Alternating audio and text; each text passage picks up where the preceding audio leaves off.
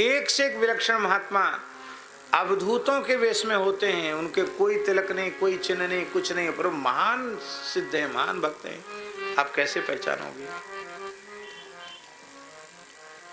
कुछ स्वरूप के हैं, कुछ बिना स्वरूप के हैं, आप कैसे पहचानोगे?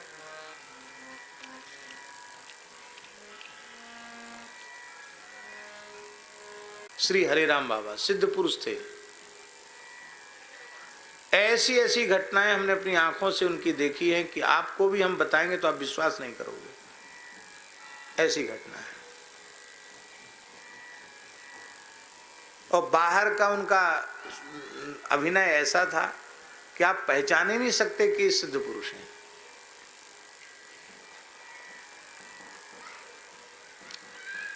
ओरछा के पास एक पृथ्वीपुर जगह है, देखिए आपने। पृथ्वीपुर है, कस्बा है, नगर पालिका है। वहाँ एक भगत के यहाँ हरिराम बाबा थे। एक माघ का महीना था, तो उस भगत ने नया घर बनवाया था और नए घर में और गुरुजी के लिए, बाबा के लिए नया कमरा सब बनाया था और नया गद्दा, नई रजाई, सब। ठंड का समय है, बाबा वृद्ध हैं, तो 3 किलो रुई की रजाई, बढ़िया रजाई, और तखत पे बढ़िया मोटा गद्दा बिछाया, रजाई। और अर्धरात्रि के समय, रात्रि को 1-1:30 बजे बाबा ने आवाज लगाई भगत को, ए भगत उठ, देख मेरा सारा शरीर गीला हो गया है और मुझे बहुत जोर की ठंड लग रही है, देखो मेरा शरीर एकदम थर-थर कांप रहा है। उसने कमरा खोला, बाबा भीतर से कुंडी लगा के सो रहे थे। जब उसने आवाज लगाई तो बाबा ने कुंडी खोली तो देखा कि बाबा के शरीर गीला, कपड़े गीले। उसको बड़ा आश्चर्य हुआ कि भीतर कोई अटैच व्यवस्था तो है नहीं, पानी कहीं था नहीं, ये पानी कहाँ से आएगा? आसन भी गीला हो रखा है। समझ में नहीं आई दिमाग में बात।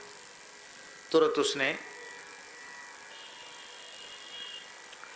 वो उधर होती ना गुरोसी बरोसी जैसी होती ना, वो मिट्टी की, जिसमें उठा के धर देते, उसमें अग्नि चेता देते, तो तुरंत उसने अग्नि चेताई, चैतन्य किया कि बाबा को तपा दें। दूसरे नया कंबल उड़ाया। बाबा बोले यहाँ वहाँ क्यों बैठा है, भाग यहाँ से, जल्दी जाए यहाँ से। उसने पूछा कि बाबा कमरा बंद था, भीतर से लगा हुआ था, आपका शरीर गीला कैसे हो गया? बोले मैं भजन कर रहा था तालाब के तट पर बैठ करके, और तेरा लड़का अमुक गांव से, एक ही लड़का था उसके, तेरा गांव लड़का अमुक गांव से आया, उसको बदमाशों ने पकड़ लिया और पकड़ करके उसको पिटाई की और उसको फेंक दिया है तालाब में। अभी वह मरा नहीं है, मैंने तालाब के भीतर घुसकर तुम्हारे लड़के को निकाल के बाहर तो रख दिया, पेट पचका के थोड़ा पानी भी निकाल दिया, लेकिन अभी उसकी जान संकट में है, उसको तुरंत हॉस्पिटल ले जाओ।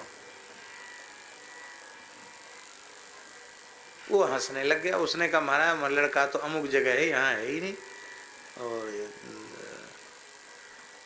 आपको सपना देखा होगा आपने। तो बोले फिर रोना मत कि लड़का मर गया, भाग यहाँ से, जल्दी जा। वो गया तो जहां बाबा ने बताया था वहीं लड़का पड़ा हुआ मिला।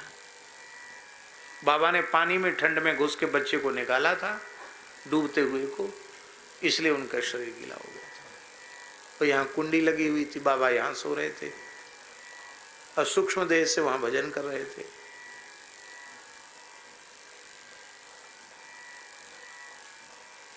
बच्चे की जान बच गई, अभी भी है, परिवार अभी भी है, कोई झूठी बात नहीं। रामनवमी के दिन बाबा 9 बजे तक लेटे थे छत पर, हम ही उनका आसन लगाते थे, वृंदावन की बात है, मच्छरदानी लगाते थे बाबा की। तो आने जाने में हम लोगों को तकलीफ हो, उनकी बाबा की मच्छरदानी खोल दे, महाराज बोले नहीं। हमने कि बाबा आज रामनवमी का दिन है और 9 बजे तक बाबा सो रहे हैं। बोले सिद्धों के खेल हैं, ये कब जगते हैं कब सोते हैं, तुम चक्कर में मत पड़ो, अपना काम करो, पता नहीं बाबा किस भाव में कहाँ होंगे। 9 बजे के बाद बाबा जगे, तो जग के जैसे ही बैठे तो महाराज जी ने आकर उनको साष्टांग प्रणाम, महाराज जी उनको साष्टांग प्रणाम कर, महाराज जी ने साष्टांग प्रणाम किया और हंसकर कहा, कहो गुरु महाराज आज बहुत देर में आए, कहाँ घूमे आए? तो बाबा बोले महाराज जी को, तुतला के बोलते थे, भट्टमाली, महाराज जी को भक्तमाली को कहते भट्टमाली, कहते भट्टमाली जी आज तो मैं अयोध्या चला गया था। तो अयोध्या में राम घाट में मैंने सरयू स्नान किया, ठीक 4 बजे गोता लगा लिया। इसके बाद हनुमानगढ़ी में हनुमान जी की मंगला आरती की और फिर अयोध्या की पंचकोसी परिक्रमा की। वहाँ गया काले राम जी गया, नागेश्वर नाथ दर्शन किए और परिक्रमा करके और सब जगह दर्शन वर्शन करके अब आया हूँ। अब शरीर की क्रिया करूँगा। तो महाराज जी बोले कि अयोध्या जी में हुआ है, सब दर्शन परिक्रमा करके आ गए और सब समाचार तो ठीक है कि नहीं? हाँ बोले सब बहुत अच्छा है। जब हम स्नान कर रहे थे राम घाट पे, सवेरे के 4 बजे थे, उस समय एक जौनपुर जिले की बुढ़िया आई और सरजू जी ने उसको अपने में ले लिया। वो मर गई, वो भगवान के धाम को चली गई और तो सब ठीक है। अब हम वहीं बाहर बैठ के जब संध्या कर रहे थे तो हमारे मन में आया कि बाबा ने देखा सपना, अब वो सपना महाराज जी को सुना रहे हो, महाराज जी उनको सत्य मान रहे हैं। हमने अपने मन में यही समझा। 2 दिन बाद एक महात्मा आए, राम सेवक दास जी। तो महाराज जी ने कहा, कहो महात्मन अयोध्या हुआ है, सब दर्शन कराए? बोले हाँ सब दर्शन कराए। और कोई नई बात?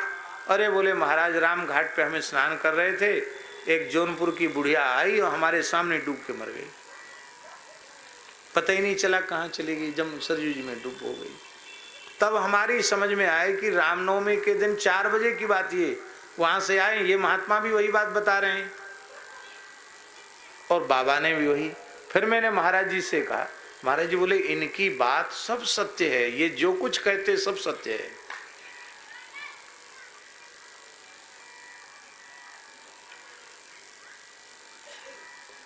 ऐसी कितनी घटनाएं उनके जीवन की, प्रत्यक्ष घटनाएं। और हम तो उनके संग ही सोते थे, क्योंकि वो महाराज जी के पास उनको रहने में सुख मिलता था। वह जगह थोड़ी थी तो हमारे ही आसन पर वो लेटते थे। यहाँ टोरी मैं भी लेट जाऊंगा, तू भी लेट जाएगा, वहीं लोग लेट। विचित्र महात्मा थे।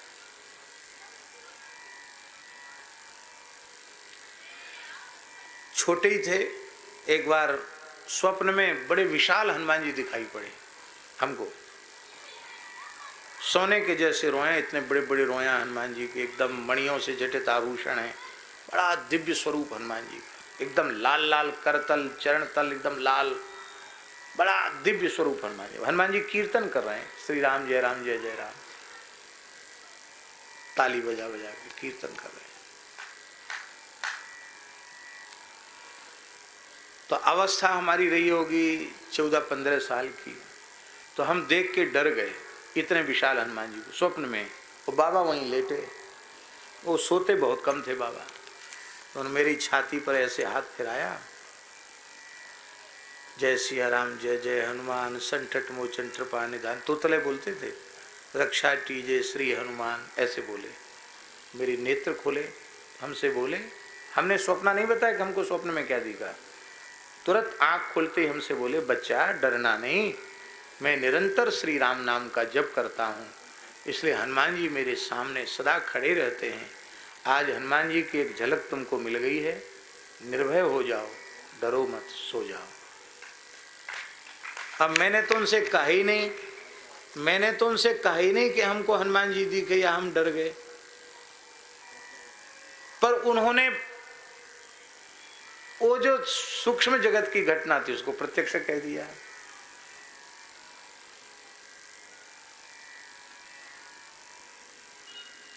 कितनी घटनाएं उनकी सुनाए। हमारे यहाँ एक फोड़ा हो गया आंख में, डॉक्टर को दिखाया, बोले तो ऑपरेशन होगा, आंख ही बंद हो गई। विद्यार्थी जीवन था, वो गोयरी जैसी ही थी, लेकिन वो गोयरी क्या, वो तो उसने बड़ा विकराल रूप ले लिया। तो बाबा जब देखें बोले ये शुक्राचार्य हो गया, इसकी यहाँ एक आंख नहीं है और हमको अशगुन होता है इसको देखने से, कवि कहते कि जिस इंद्रिय से पाप किया जाता उसी में बीमारी होती है। इसकी पंडित की आंख बहुत खराब है, इसकी नज़र बहुत खराब है, इसलिए इस पापी को पाप का फल मिल रहा है, ऐसे ही बोलते। और सेवा भी डांट डपट के हमसे ही लेते, वो हमारा ये उठाओ, हमारा बर्तन मांज दो, हम उनका काम भी करें और हमको वो गाली भी दें। तो हम रोने लगे। क्यों रोता क्यों है? मैंने कि बाबा इतने तो सेवा करते फिर भी हम पापी हैं, फिर भी हमारी आँख, बड़े महात्मा हो तो हमारी आँख ठीक क्यों नहीं करते हो? अब डॉक्टर कहता ऑपरेशन होगा, अब कैसे कराएंगे ऑपरेशन? तो जब रोने लगे तो उनको दया आ गई। हमसे बोले, वो वहाँ से छत पर गोबर के कंडा थप रहे थे, इतना गोबर उठा के लाए, ऐसे दीवार पे लगा दिया। बोले इसको देख, गोबर को देख। हमने जैसे गोबर को ऐसे करके देखा, थोड़ी आंख तो बंद हो गई थी, थोड़ी थोड़ी खुली थी, मैंने ऐसे देखा, देखते ही वो पट्ट से फूट गया।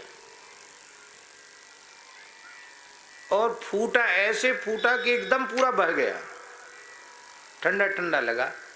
बोले हनुमान जी ने ऑपरेशन कर दिया, अब जाओ बच्चा पक्का ठीक हो गया। एकदम ठीक हो गया, दूसरे दिन ही ठीक हो गया, न कोई दवाई लगाई न कुछ किया, यहाँ इतना फोड़ा हो निकल आया, ठीक हो गया। उसका चिन्ह भी कहीं नहीं रहेगा, और तमाम फोड़े फुंसी के चिन्ह हैं शरीर में, उसका चिन्ह कहीं नहीं।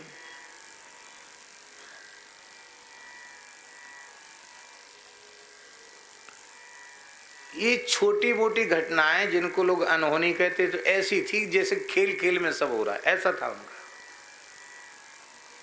और बाहर से स्वभाव ऐसा था कि एक भगत जो एक बार उनको घर में बुला ले तो दोबारा हिम्मत नहीं करता है घर में बुलाने की।